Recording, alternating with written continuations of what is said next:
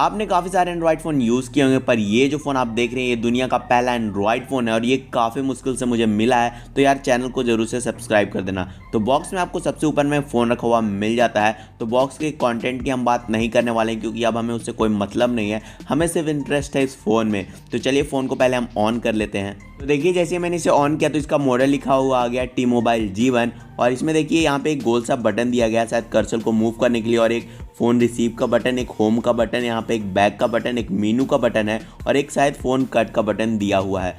एक चीज़ और मैं आपको बता दूं कि जैसे आप इसके डिस्प्ले को ऊपर की ओर मूव करेगा कुछ इस तरीके से, तो यहाँ पे आपको काफ़ी सारे बटन देखने को मिल जाएंगे।